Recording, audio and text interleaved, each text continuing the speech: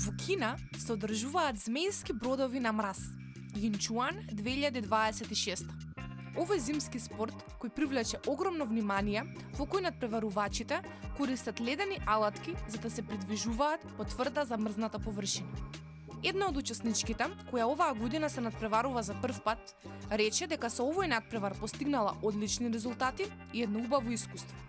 我是第一次参加冰上龙舟的一个比赛，我也是我们队伍的一名鼓手，我们队伍也是第一次参加比赛。在这个比赛中，我作为鼓手要给我们队伍带来很有节奏性的鼓点，让他们有节奏的、有力量的去完成这场比赛。在这场比赛中，我们收获了很多，也取得了一个非常好的成绩。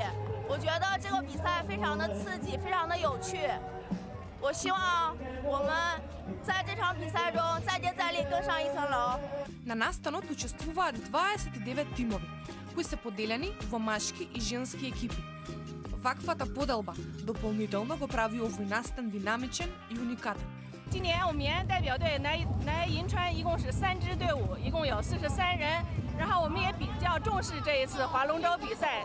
在服装方面，我们有3支队伍，分别是红色服装、黄色服装和蓝色服装，还有我们的帽子。今年是马年，然后我们希望我们马年事事如意。然后黑色的帽子配上我们的马年，希望我们成为龙舟队里面的黑马。 Овој надпревар не представува само обично надпреварување, туку и културна зимска манифестација, која ги спои острите услови на природата со зимскиот дух и традиција.